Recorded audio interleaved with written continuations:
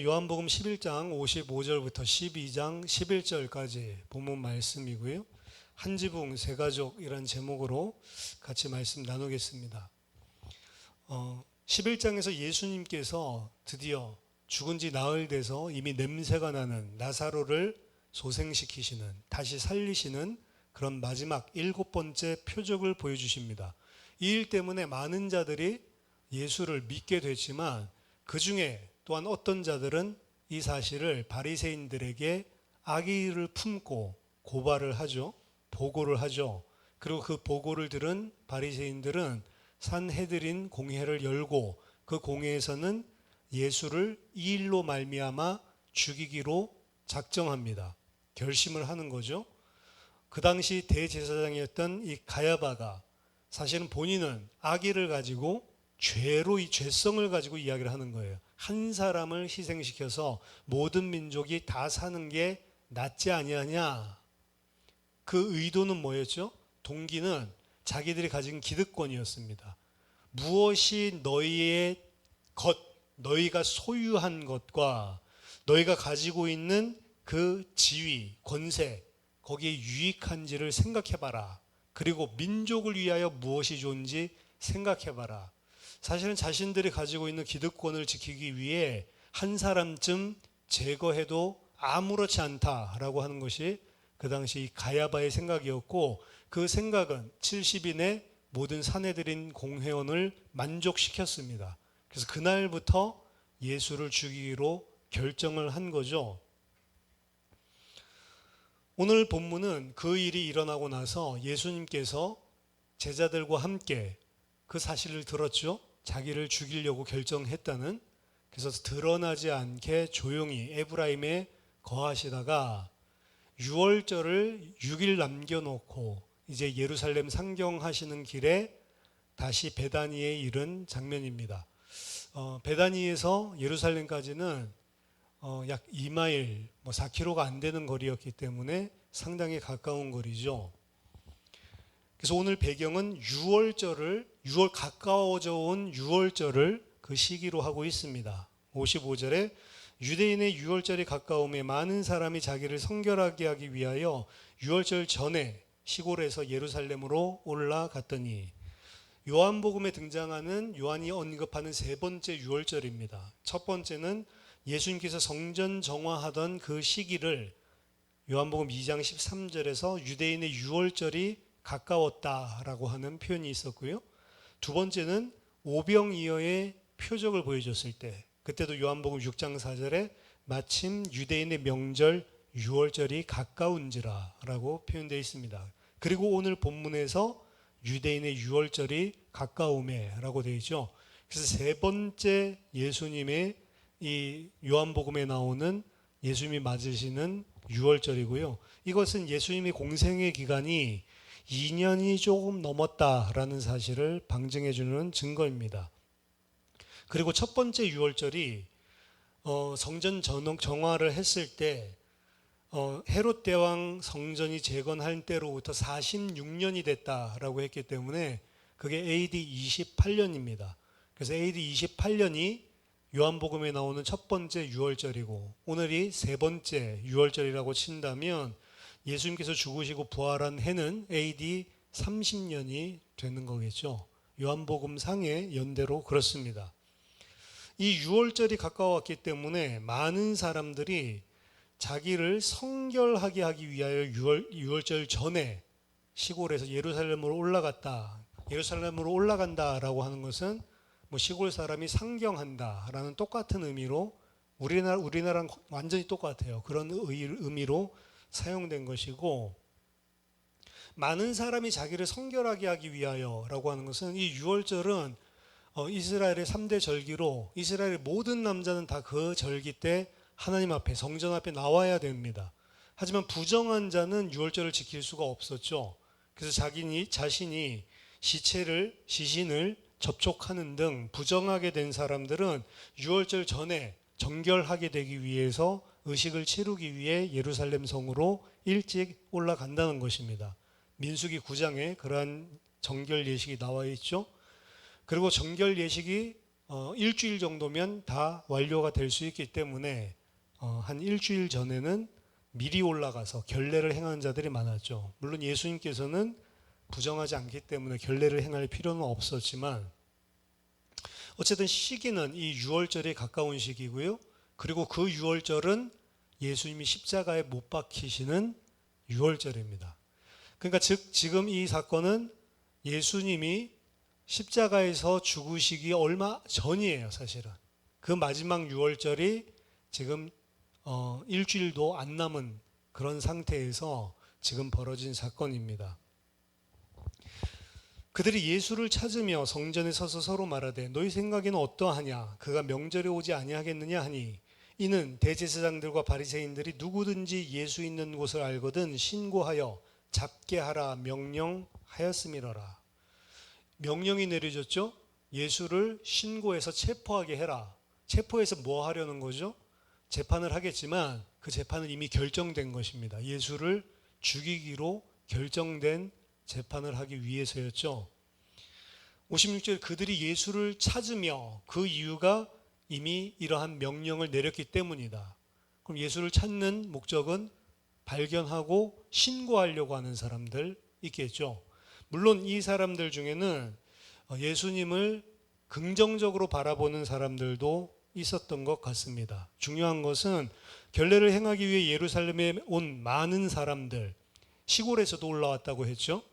이 사람들이 과연 예수님이 어떻게 이때 처신할 건가, 과연 율법을 따라 이 성전에 올라올 것인가 아닌가, 올라오면 이미 체포하라고 신고하라고 다 포고까지 내려졌는데 과연 어떻게 할 것인가, 이 사람들의 핵심적인 논쟁의 중심에 예수님 이야기가 있었던 것입니다.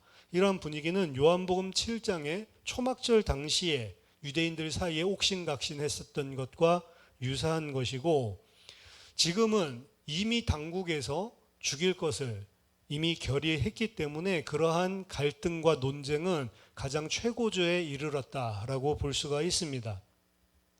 논쟁은 당연히 예수를 긍정적으로 보고 지지하는 사람, 그리고 예수를 반대하는 사람 사이에 있었을 것이고요.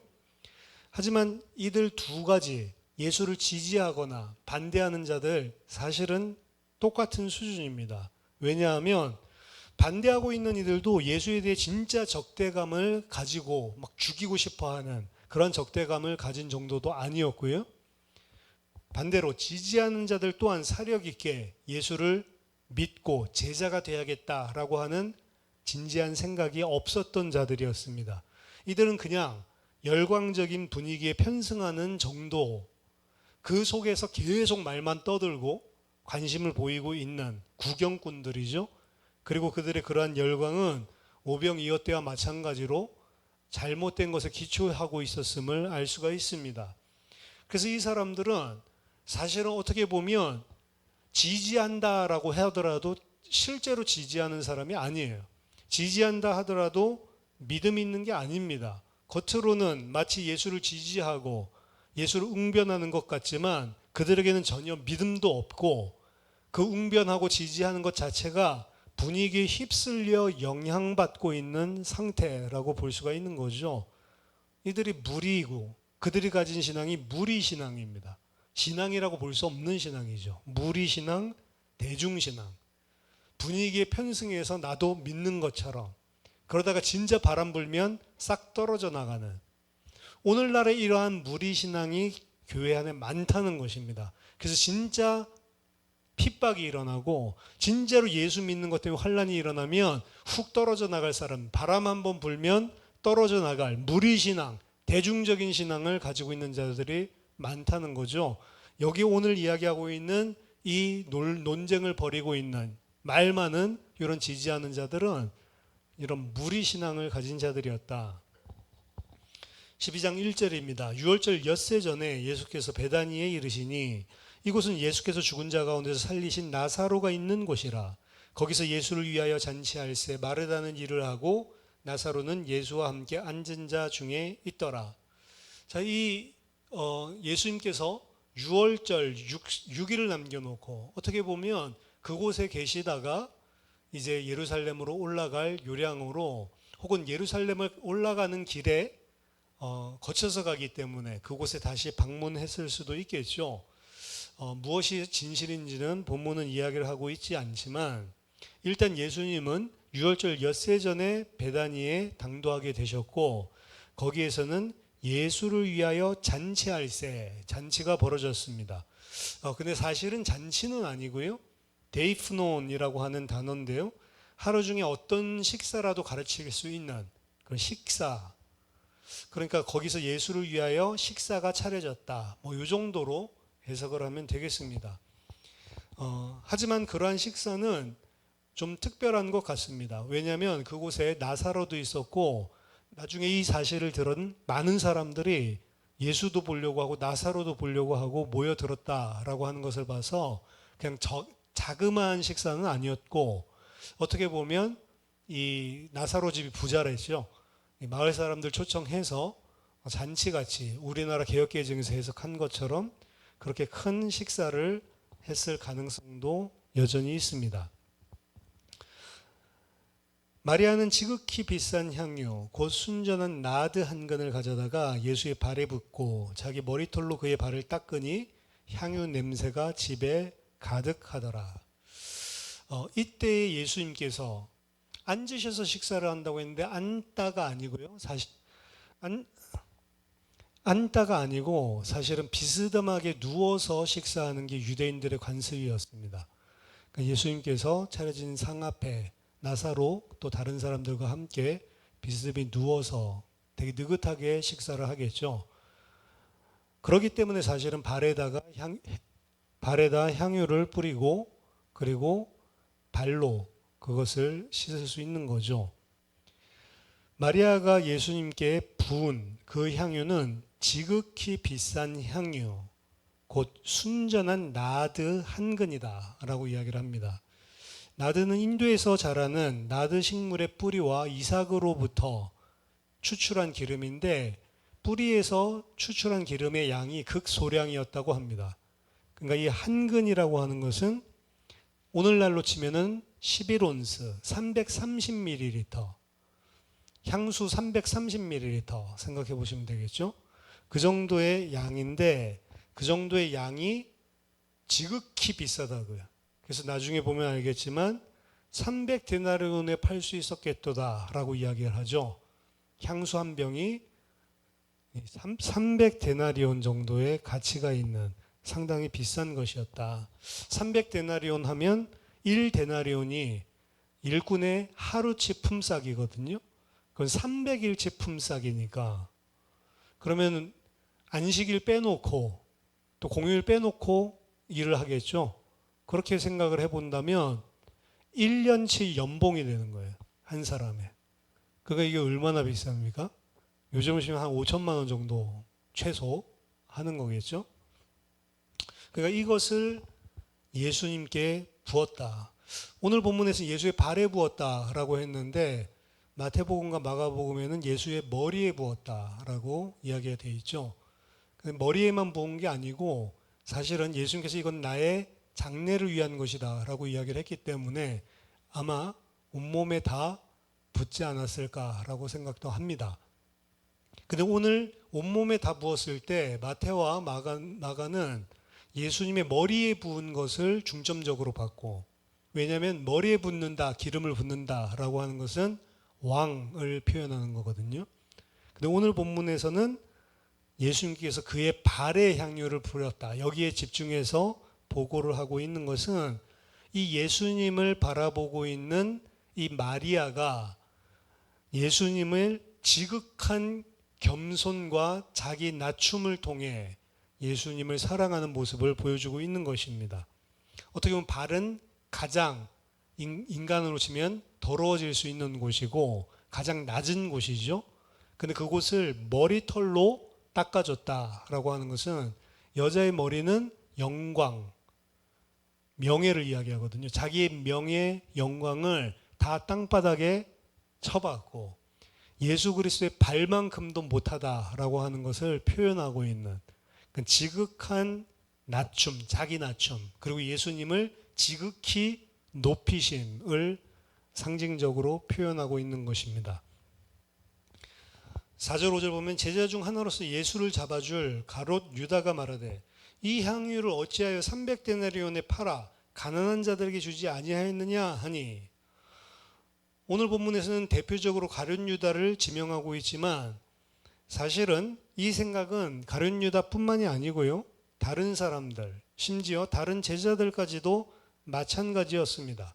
마가복음 14장 4절에 어떤 사람들이 화를 내어 서로 말하되 어찌하여 이 향유를 허비하는가. 마태복음 26장 8절 제자들이 보고 분개하여 이르되 무슨 의도로 이것을 허비하느냐. 이 향유는 당시 1년치 임금에 해당하는 것이었기 때문에 이들의 이야기가 전혀 근거 없는 화를 내는 것은 아닙니다. 가룟 유다는 모든 것을 무조건적으로 차고 넘치게 드리는 헌신을 반대하고 있는 것인데요, 가난한 자들에게 실제적으로 우리가 베풀어야 할 동정, 관심, 이걸 추구하는 공리주의적인 모습을 보여줍니다. 하지만 자기 의를 드러내는 경건이 가난한 자들을 진정으로 불쌍히 여기고 동정하는 모습으로 위장하는 것이 인간에게 많은데, 지금 가룟 유다가 분개하고 있는 이유는 사실은, 그리고 또 제자들과 사람들이 분개하고 있는 이유는 마치 자기들은 이 가난한 자들을 이렇게 위하고 있는데 너는 뭐 하고 있냐라는 식으로 자기 의를 내세우는 거죠. 하지만 그것은 자기의 의를 가리는, 위장하고 있는 선한 모습이다라고 볼 수가 있습니다. 또한 주님 앞에 자기 자신을 가장 낮추고 예수님을 극상으로 높이는, 어떻게 보면 예배와 경배를 드리고 있는 그 모습을 쳐다보면서 예배와 경배에 대해서 아무것도 알지 못하는 자들이 진짜 하나님을 예배하는 모습을 쳐다보고 사람들의 만족을, 사람들의 필요를 충족시키는 사회 활동과 어떻게 보면 대치되게 보면서 비난하는 것, 이런 요소들이 가룟 유다의 말엔 다 들어가 있습니다. 어떻게 보면 사람 중심이에요. 사람들을 이렇게 도와줬으면 훨씬 더 낫지 않겠냐, 그러면서 자기 의를 숨긴 채 마치 사람들을 위하지 못하는 네가 틀렸다라는 식으로 자기 의를 드러내면서 불쌍한 사람들, 가난한 자들 도와줘야지. 그리고 예배를 드리고 있는 표현으로 보면 그런 식으로까지 할 필요가 있냐라는 식인 거죠. 그래서 일반적인 사람들, 어떻게 보면 하나님께 경배드리는 것보다는 사람들의 필요를 충족시키는 것이 사회활동이고, 그렇게 해야 저들도 우리를 바르게 받아들이지 않냐라고 하는 가면을 쓰고 있는 것, 이런 모습들이 우리들에게도 많은데요, 이 가룟 유다의 행위, 가룟 유다의 반응에 나타나 있습니다. 하지만 이것을 더해서 지금 가룟 유다의 경우는 훨씬 더 심각했습니다. 가룟 유다는 단순하게 요 정도가 아니고 자신의 물질적인 탐욕을 가지고 지금 가면을 쓰고 이야기를 하는 거죠. 6절에 이렇게 말하면 가난한 자들을 생각함이 아니요 그는 도둑이라 돈깨를 맞고 거기 넣는 것을 훔쳐가미러라. 그는 예수와 사도 일행의 회계 담당자였고 연보계를 맡은 자였던 것 같습니다. 그래서 만일 마리아가 그 향유를 그대로 예수님께 드린다면 자기가 그것을 나중에 팔겠죠. 현금화해서, 현금화할 때 얼마나 팔았는지, 혹은 계약상에 얼마로 팔고 자기가 얼마를 취했는지 알 수 없겠죠. 착복할 수가 있는 기회가 충분히 있는 것이죠. 그만큼 값 나가는 물건이니까. 그런 기대에서 이렇게 말한 것이다 라고 요한은 가룟 유다를 콕 집어서 이야기를 하고 있습니다. 이것은 앞에서 이야기했던 어떤 가난한 자들을 위한 공리주의, 혹은 사회적으로 다른 사람들이 어떻게 보지 않을까, 이런 사회활동, 사회주의, 이런 쪽에서 본 것들을 지나쳐서 다른 제자들도 분개하고 있었고 많은 사람들도 이것 때문에 의아해하고 있었지만, 가룟 유다의 관심은 그 두 가지를 포함해서 특히 자기 자신이 거기에서 돈을 좀 취할 수 있지 않을까라고 하는 탐욕에서 시작된 것이다라는 것을 요한이 분명하게 이야기를 하고 있죠. 그래서 신약 성경에서는 일반적으로 가룟 유다를 예수를 판 자라고 죄를 이야기를 하는데, 오직 요한복음 이 장면에서만큼은 가룟 유다를 도둑이라고 불러서 또 다른 제목을 하나 덧붙이고 있습니다. 돈계를 맞고 거기 넣는 것을 훔쳐가미러라. 이 훔쳐가미러라라고 하는 이 동사의 시제는 부정과거 시제입니다. 부정과거이기 때문에 정해져 있는 과거 한 번 일어난 일이 아니고 반복적으로 계속 습관적으로 해왔던 일이란 겁니다. 한 번만 행한 것이 아니고 지속적 반복적으로 행해왔던 것이고, 당연히 그것이 헌금함, 자기의 경제 장부에 들어가게 되면 마음껏 착복할 수 있는, 어떻게 보면 자기 유익을 가져다 줄 수 있는 것이었기 때문에 이의 지적, 가룟 유다의 지적은 완전히 죄악된 지적이고 탐욕의 지적이다라고 볼 수가 있겠죠. 예수님께서 말씀하십니다. 그를 가만두어 나의 장래할 날을 위하여 그것을 간직하게 하라. 그것이 뭐냐라고 하는 것 때문에 좀 이 본문 해석이 좀 어렵습니다. 왜냐하면 이미 부었잖아요. 나의 장래할 날을 위해서 그것을 간직하게 하라 그러면 아직 붓지 않았을 텐데 이미 앞에서 부었잖아요.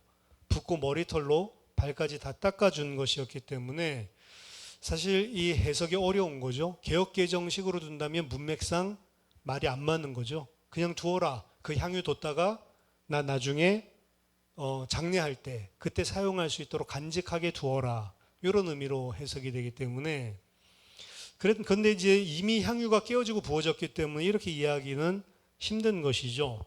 그래서 의미가 닿게 해석한 다른 해석들 중에 가장 신빙성 있는 것은 그녀를 가만두어라. 그녀는 그것을 나의 장래할 날을 위해 간직했던 것이다.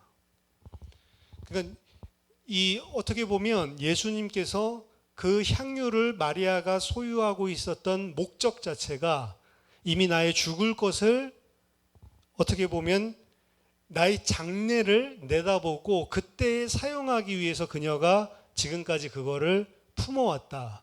그렇기 때문에 그녀가 하는 일을 가만두어라라고 이야기하고 있는 것입니다.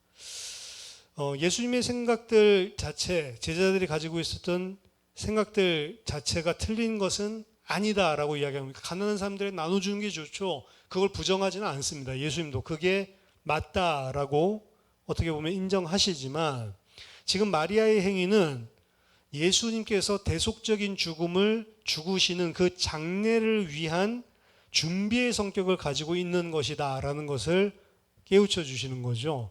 어떻게 보면 마리아는 그러한 생각을 안 했을 가능성이 훨씬 더 높습니다. 왜냐하면 예수님께서 이제 곧 십자가 지실 거야, 이제 죽으실 거야, 그걸 기억하고 이제 그 장례를 준비하기 위해서 부어준 건 아닐 거예요. 근데 예수님은 그것을 통해서 이것이 바로 나의 죽음, 대속적인 죽음을 지금 기념하는 것이다 라는 식으로 사실 제자들에게 다시 한번 이제 곧 있을 십자가의 죽음에 대해서 이야기하고 계시는 거죠. 아마 제자들은 나중에 예수님께서 십자가에 죽으시고 부활하시고 나서 이 사실을 알게 됐을 겁니다. 그러면서 예수님께서 가난한 자들은 항상 너희와 함께 있지만 나는 항상 있지 아니하니라. 가난한 자들은 언제든지 도울 수 있지만 예수님의 죽음, 장사는 유일한 기회죠. 따라서 얼핏 과도해 보일 수 있는 이 마리아의 헌신이 어떻게 보면 분명한 이유와 목적이 담긴 행위다라는 사실을 제자들에게 말씀하신 것이었습니다. 사실 마리아는 장례를 위한 헌신까지는 생각하지 못했을 것입니다. 제자들 포함해서, 예수님의 어머니 마리아 포함해서 모든 여자들까지도 예수님께서 이제 죽으신다는 것을 상상하지 못할 때입니다. 하지만 바로 전본문에서 대제사장이었던 가야바가 한 사람을 희생양으로 죽임으로써 온 민족과 그리고 나라를 살리는 게 유익한 거 아니냐, 이 이야기가 예수님의 대속적인 죽음에 대한 구원 역사, 하나님의 구원에 대해서 어떻게 보면 예언한 말을 했죠. 가야바가. 자신의 육신적인 의도와는 전혀 다른 하나님의 큰 구속 역사를 이야기를 하고 있는 건데, 마리아도 마찬가지였다라고 생각을 합니다. 마리아는 오빠 살려주고, 그리고 그 오빠를 살리신 주님은 일반인이 아니고 진짜로 하나님이 보내신 자, 그분이 맞다라고 생각해서 지금 경배하는 행위를 하는 거예요. 자기 모든 것을 다 쏟아붓고 주님 앞에 경배하고 예배하는 행위를, 자기 자신을 극적으로 낮추고 예수님을 극적으로 높이는 그런 행위를 하고 있는 것인데, 그러한 행위 자체가 마리아의 생각이었다면 하나님은 그것보다 더한 의미를 지금 담고 하나님의 구속 역사를 설명하는 거죠. 예수께서 죽을 것을 지금 준비하는 것이다 라고 이야기를 하고 있습니다. 9절에 유대인의 큰 무리가 예수께서 여기 계신 줄 알고 오니 이는 예수만 보기 위함이 아니요 죽은 자 가운데 살리신 나사로도 보려 함이로라. 예수님은 나사로를 살리자마자 산헤드린 공회에서 자신을 죽인다는 결정을 했다는 사실을 듣고 곧바로 제자들과 함께 에브라임으로 옮겨서 사람들 눈에 드러나지 않게 조용히 계셨죠. 따라서 유대인의 큰 무리는 예수님이 베다니에 오셨다라는 사실을 듣고는 예수님을 보기 위해 몰려들었습니다. 그리고 그 많은 사람의 관심은 예수님뿐만이 아니고 죽었다가 살아났다라고 하는 이 나사로에게도 관심이 많았습니다. 그래서 나사로에게도 물어봤겠죠. 죽었을 때 뭐 어떻게 됐냐, 어떻게 살아났냐, 뭐 이런 것들 물어봤겠죠. 이 사실은 많은 사람들이 예수를 보게 되고 예수를 듣게 되고 죽은 나사로를 보고 듣고 증거를 보는 거죠. 이 사실은 많은 사람이 예수를 믿게 만듭니다. 11절에. 그래서 대제사장들의 반응이 나오죠. 대제사장들이 나사로까지 죽이려고 모이하니 나사로 때문에 많은 유대인이 가서 예수를 믿음이로라. 여기서도 모의했다라는 표현이 나오는데 이거 모의했다가 아니고 지난번이랑 똑같습니다. 결정했다라고 하는 겁니다. 예수를 죽이기로 결정한 것처럼 나사로도 죽여야 되겠다라고 공회에서 결정을 한 것입니다. 그들은 예수님께 쏠리는 민심을 제거하기 위해서 예수님뿐만 아니라 나사로까지도 죽이기로 결정했습니다. 왜냐하면 죽었다가 살아난 나사로가 예수님께서 행하신 표적의 결정적인 산 증인이었기 때문에 그 증거를 인멸하기 위한 것이었죠. 그러니까 이 예수님께서 지금 이 나사로의 집에서 함께 음식을 자시고 있을 때 이 갖가지 반응들이 사실 일어나는데, 그 중에는 예수님뿐만 아니라 나사로까지도 제거해야 되겠다, 이런 생각을 대제사장들이 했다라고 이야기를 합니다. 자, 오늘 본문을 통해서 우리가 몇 가지 생각해 보겠습니다. 먼저 첫 번째, 11장 55절에서 57절에서 우리가 살펴본 내용이죠. 무리신앙, 대중신앙, 여론신앙. 유월절을 준비하는 기간에 많은 사람들의 관심은 과연 예수님이 이번에 오실 것인지, 혹은 예수님께서 죽이기로 결정했고 이미 공문까지 내려지고 사람들에게 신고하라고 해놓은 상태이기 때문에 안 올 것인지, 그리고 예수님이 과연 어떤 분인지, 진짜로 메시아인지, 진짜로 하나님 보내신 그분이 맞는지 아닌지, 이런 이야기들을 가지고 옥신각신 논쟁을 벌였습니다. 그들 중에 예수님에 대해 긍정적인 생각을 가지고 있던 사람들, 이 사람들은 오늘 본문에서도 나사로를 통해 예수님을 믿게 된 많은 자들이 있었다라고 이야기를 합니다. 하지만 지금까지도 늘 그랬듯이 요한복음에서 반복되고 있는 믿는다라고 하는 표현은 액면 그대로 다 똑같은 믿음을 이야기하는 게 아닙니다. 그 믿음 중에서는 사실은 표적에 근거한, 육신적인 이적에 근거한 거짓 믿음이 많았고요. 그리고 믿는다라고 표현했지만 진짜 영생을 얻기 위한 예수님의 제자가 되기 위한 온전한 믿음을 표현하지 않은 적도 많습니다. 그래서 그들이 믿는 게 뭐냐라고 하는 의미를 잘 살펴보면서 사실은 분별을 해야 되는데, 이 무리들이 가지고 있는 것, 그리고 이 예수님 나사로를 쳐다보고 믿게 됐다는 이 사람들 또한 사실은 어떻게 보면 진짜로 예수님을 진지하게 생각하고 이제 난 예수님을 따르는 제자가 돼야겠다 결단하고 주님을 따라 나서는 그런 믿음을 가졌다라는 이야기가 절대로 아닙니다. 오늘 보면 다음을 보면 예수님께서 예루살렘 성에 입성하는 장면이 등장을 하는데 그때 수많은 사람들이 호산나 호산나 하면서 예수님을 영접하는 것을 보여줍니다. 그들을 환호합니다. 이러한 사건들 자체 또한 나사로의 사건을 통해서 사실은 예루살렘에 있는 많은 사람들이 이러한 소문을 듣고 확인도 하고 확산됐기 때문에 일어난 사건이겠죠. 그들은 이러한 열광적인 분위기 속에서 예수님을 열렬하게 환호하는 사람들로 사실은 길거리에 나서게 된 것이었습니다. 하지만 그들이 가지고 있었던 그러한 믿음은 사실 영원한 생명을 가진 진짜 믿음은 아니었다라는 것을 요한복음 읽어 나가면서 우리는 발견하게 됩니다. 그 많은 환호하던 사람들이 나중에 예수 그리스도를 체포되고 그리고 십자가에 달리실 때는 일순간에 사라져 버립니다. 오히려 그들이 환호하던 그런 외침은 예수를 십자가에 못 박아 죽이라는 함성으로 변화되게 된 것을 보여줍니다. 이들은 자신들의 신앙에 대해서 전혀 신중하지도 않고요. 분위기나 자기 기분이나 자기 생각에 편승해서 믿는 것처럼 보일 뿐이었습니다. 항상 분위기를 따라 다수의 의견에 따라 동조하는 여론 신앙일 뿐이었습니다. 이런 건 신앙이 아닌 거죠. 오히려 다른 사람들, 대중들의 반응과 상관없이 하나님의 말씀에 기초하고 하나님 앞에 개인이 서서 가진 신앙, 그것만이 참된 신앙입니다. 그 신앙은 이 사람이 어떻든 분위기가 어떤 사회가 어떻건 전혀 흔들리지 않죠. 늘 나 자신을 다른 많은 조건들이 아니라 하나님 앞에 세우고 하나님의 말씀 앞에 세우고 그 기준에서 내 믿음을 어떻게 보면 향상시켜 나가고 그 믿음을 확정짓는 신앙이기 때문에 그렇습니다. 그러니까 여론 신앙 너무 잘못된 거예요. 사람들의 분위기에 편승하는 신앙 너무 잘못된 것입니다. 왜냐하면 인간 죄인들이라 그리고 믿음 없는 사람들이 많기 때문에 대부분은 여론 신앙, 대중 신앙에 흘러간단 말이죠. 그게 어떻게 보면 대표적으로 신사참배하는 그런 결정들이에요. 그 많은 목사들이 사실 그 여론 신앙에 끌려서 난 믿는데 그래도 어쩔 수 없이 끌려가잖아요. 하지만 거기에서 끝까지 하나님 앞에서 말씀 앞에서 그렇죠? 한 번 죽지 두 번 죽냐 일사각오하고 들어선 그런 소수의 사람들, 그 사람들이 진짜 믿음이죠.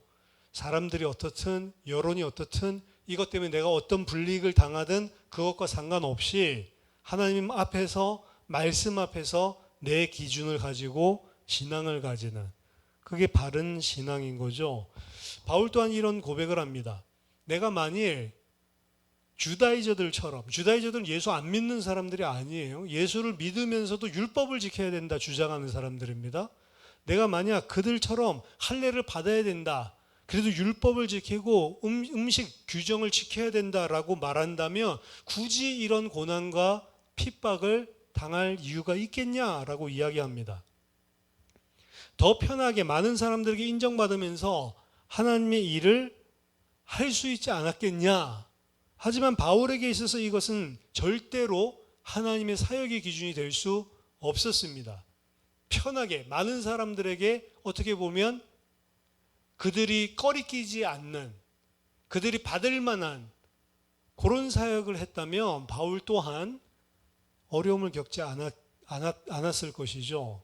근데 바울은 이야기합니다. 내가 사람을 기쁘게 하냐 하나님을 기쁘게 하냐. 갈라디아서 1장 10절이죠.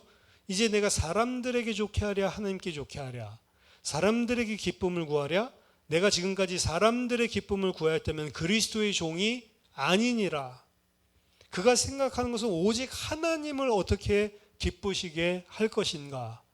사람들이 싫어하더라도 하나님이 기뻐하시고 하나님께서 원하시는 일을 해야 되지. 어떻게 보면 그래서 바울은 지금 우리가 막 시대적인 전도자고 막 세계의 지도를 바꿔놨다라고 이야기하지만 바울 당시에는 욕하는 사람이 대다수였다라고 보면 유대인들 안에서는 심지어 그리스도인이라고 이야기하고 있는, 예수 믿는다고 이야기하고 있는 그들 속에서 율법주의를 같이 병행하고 있었던 사람들에게 총공격을 받은 사람이 바울입니다. 신앙의 유일한 대상은, 유일한 고려 대상은 하나님입니다. 다른 사람들이 이런다고 해서 쏠려가고 다른 사람들이 저런다고 해서 쏠려간다면 그것은 신앙이 아닌 것이죠.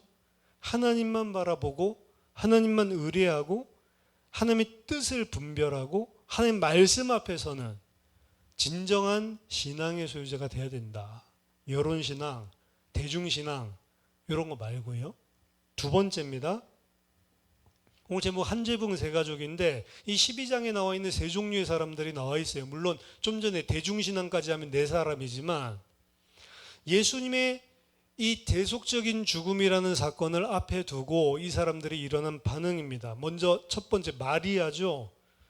죽었던 오라버니 나사로를 살려주신 예수님을 위해 어떻게 보면 1년치 연봉에 달하는 값비싼 나드 향유, 순전한 나드, 퓨어, 그거 100%, 순도 100%라는 거죠.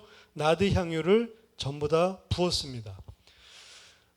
팔레스타인에서 연인들은 어렸을 때부터 결혼 지참금을 마련하기 위해서 오랜 시간 동안 조금씩 향유를 모은다고 합니다. 그래서 돈이 조금 생기면 가서 사는 거예요. 근데 그 사는 양이 사실은 많지가 않고 몇 방울, 나드 같은 거는. 왜냐하면 330ml가 300데나리온이라고 했잖아요. 거의 그러면 1ml당 하루치 임금 정도 하는 거거든요. 그러니까 아주 값비싼 거죠. 그러니까 한 요즘 일당 10만 원, 한 10만 원 정도 모으면 가서 1ml 이렇게 한 방울씩 이런 식으로 차곡차곡 모으는 거고, 여자들이 돈을 모을 수 있는 유일한 방법 중에 하나였다고 합니다. 그러니까 이 사람들은 결혼 지참금을 마련하기 위해서 어렸을 때부터 이 향유를 차곡차곡 준비를 하는 거예요. 조금씩 모으는 거죠. 진짜 갑부가 아닌 이상 300데나리온 탁 돈 주고 이 향유를 산다, 이런 것은 거의 상상할 수가 없는 시대였습니다. 결국에 그것을 이렇게 차곡차곡 모아두면 어디다 쓰냐? 자신이 이제 결혼할 때 결혼 지참금으로 사용하기 위해서 간직하는 거죠. 오늘날에도 뭐 이러는 사람들 많죠. 결혼하기 위해서 미리 결혼 준비금을 여자들도 남자들도 모아두죠.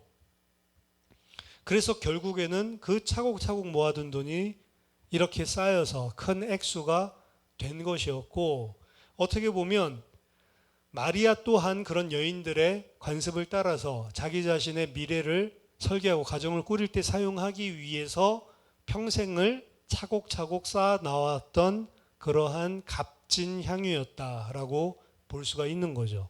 그렇게 마련했던 이 향유를 예수님께 아낌없이 부어드린 것입니다. 이게 예배의 행위라고 했죠.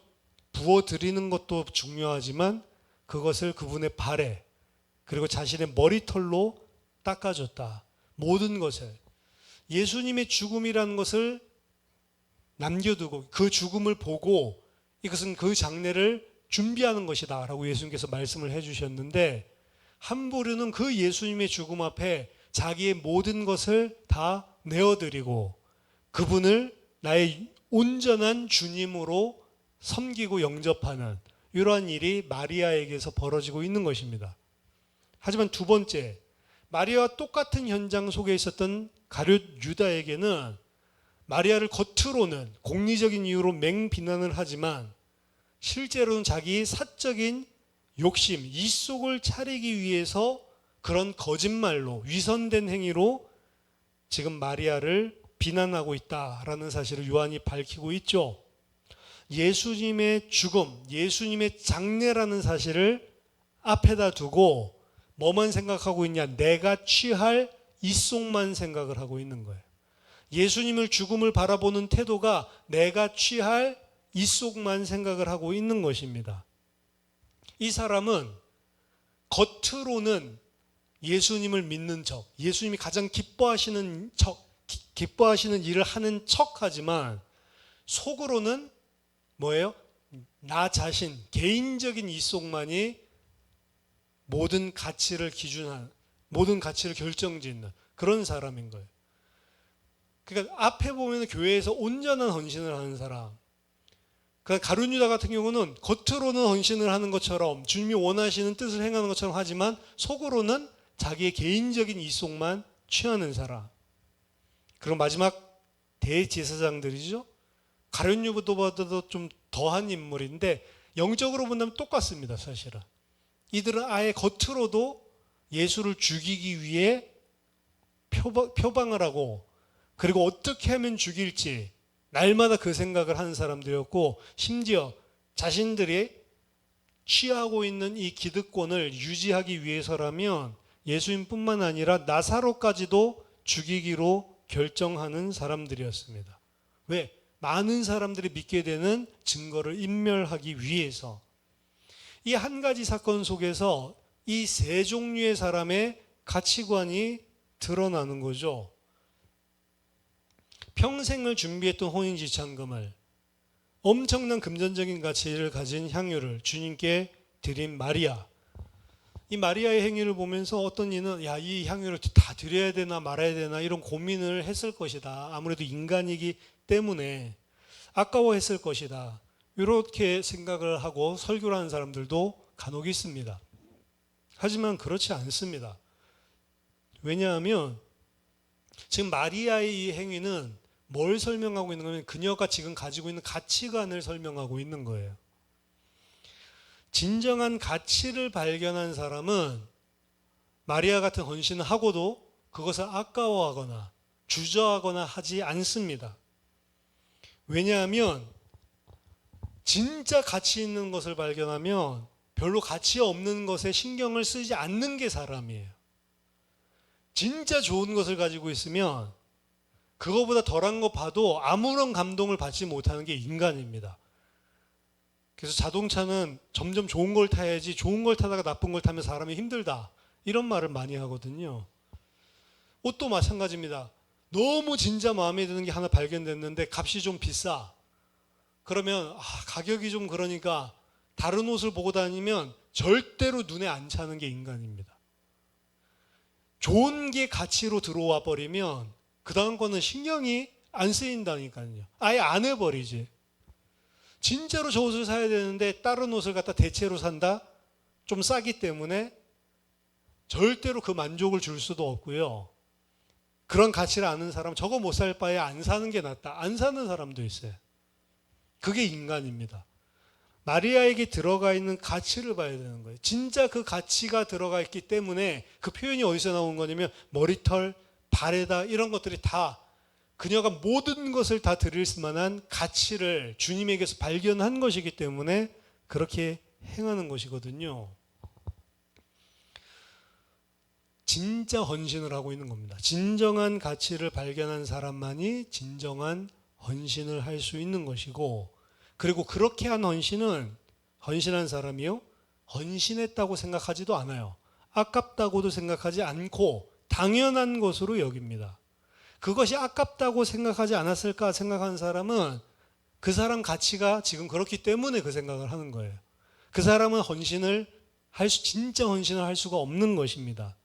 내가 마음속에 무엇을 진정한 가치로 두고 있는가라고 하는 것은 사건, 이런 큰 사건뿐만 아니고 모든 일들 속에서도 사실은 드러납니다. 내 마음이 어디로 굴러가고 있는가. 이 시점에 저 향유를 예수님과 사도들의 사역을 위해 연보한다면 그중 내 일부를 내가 취할 수 있을 건데 라고 생각하고 있는 가룟 유다. 나사로를 살리신 주님을 영접하여 식사 대접을 하고 수많은 유대인들이 몰려들어가서 예수를 믿게 되는 이 모습을 쳐다보면서 예수뿐만 아니라 나사로까지 제거해야 되겠구나라고 결정하는 대제사장들. 이건 어쩌다가 그냥 나온 것이 아니고요. 이들 속에 자리 잡고 있는 가치관이 나오는 거예요. 그들이 무엇을 가치로 삼고 있냐, 평소에 가지고 있던 게 표출되는 것뿐입니다. 그래서 우리는 사실 나 자신은 도대체 어떤 결정과 어떤 선택과 어떤 반응들을 평소에 하고 있는가를 유심히 관찰하고 나 자신을 살펴봐야 될 필요가 있는 것입니다.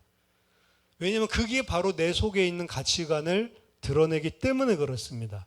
진짜 내가 영원한 것, 위의 것, 하나님의 하시는 일에 가치를 두고 있는가? 거기에 가치를 발견한 것인가? 아니면 여전히 땅의 것, 육신적인 것, 나의 것, 개인적인 것, 사적인 것, 나의 이익, 손해, 여기에 모든 가치관을 가지고 쏠려 있는가?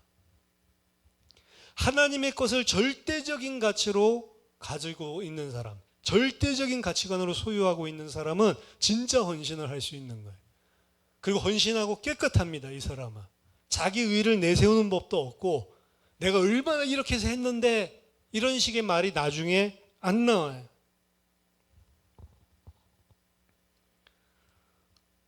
마리아는 절대적인 가치를 발견한 사람이었다.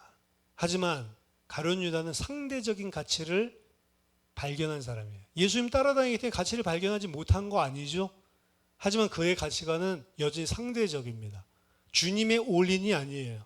여전히 자기 자신을 챙기고 여전히 땅의 것을 추구하고 심지어 예수님의 일을 하는 척하면서도 어떻게 보면 자기의 개인의 영리를 따지는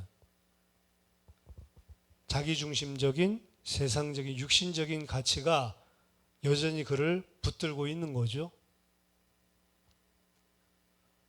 세 번째입니다.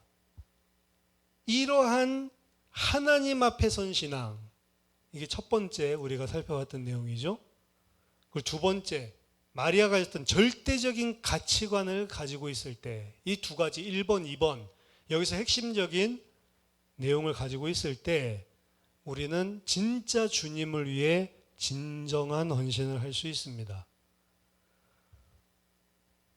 어떻게 보면은 세상 사람들이 다 옳다라고 하는 일에 반대되는 일인데도 주님이 원하시는 게 맞고 주님의 기준에 맞으면 할 수가 있는 거예요.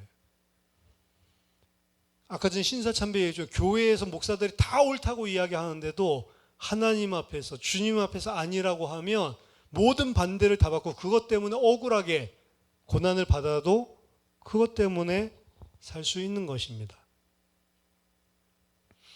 우리가 사실은 가룟 유다처럼 내 가치는 개인적인 것, 육신적인 것, 땅의 것이지만 이 주님의 제자의 무리에 있어 보니 주님이 원하시는 것, 주님께서 추구하시는 것 이거를 해야 되잖아요.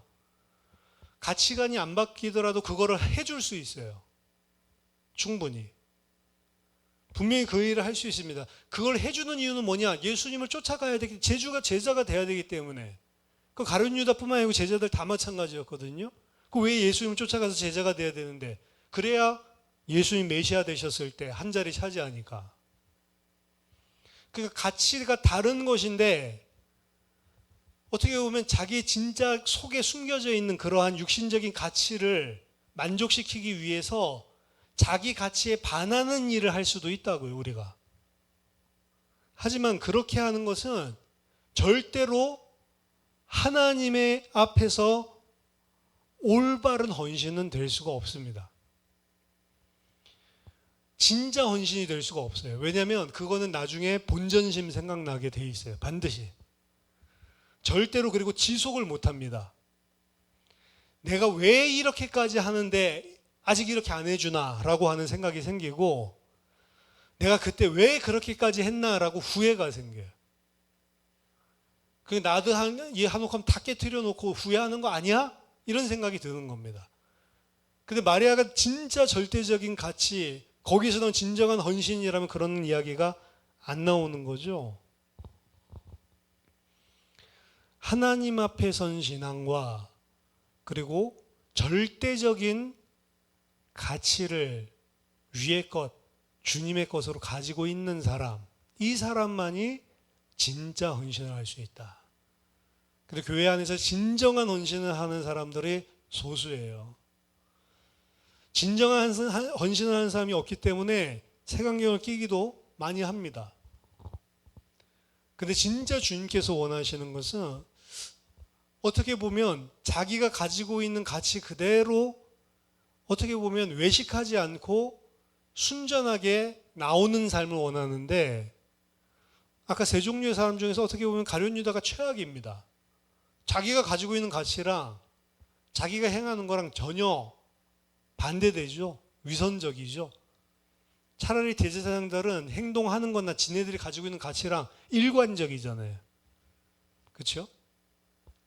마리아 또한 일관적이고 진짜 헌신, 진짜 하나님 앞에 드릴 수 있는 헌신은 절대적인 가치관, 하나님 앞에 올바로 선신앙, 이 두 가지가 있을 때만 가능한 것이다.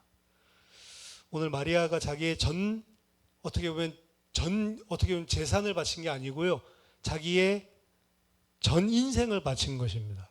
전 인생으로 주님을 경배한 것입니다. 저와 여러분들이 하나님 앞에 선 올바른 신앙, 그리고 위의 것을 바탕으로 한 절대적인 가치관을 가지고 주님 앞에 진정한 헌신을 할 수 있는 믿음의 사람이 다 되시기를 예수 그리스도 이름으로 축원합니다.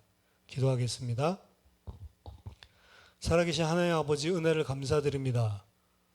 주님의 대속적인 죽음을 앞두고도 이렇게 많은 무리신앙을 가지고 있는 사람, 대중 여론신앙을 가지고 있는 자들, 또한 자신들이 가지고 있는 육신적인 가치로 예수님을 죽이려고 하고 그 증인된 나사로까지 죽이려고 하고, 또한 참된 헌신을 하는 자를 자신의 유익을 위해 비난까지 하는 그 죽음 앞에서도 오히려 절대 다수의 사람들은 주님을 대적하는 죄 가운데 있음을 보게 됩니다. 주님, 저희들에게 은혜를 주셔서 여론신앙이 아니라 하나님의 말씀, 하나님 앞에 올바로 선 신앙을 허락하여 주시고, 하나님 상대적인 가치가 아니라 주님의 뜻에 절대적인 가치를 가진 자로 진정한 헌신할 수 있는 믿음의 사람 되게 하여 주시옵소서.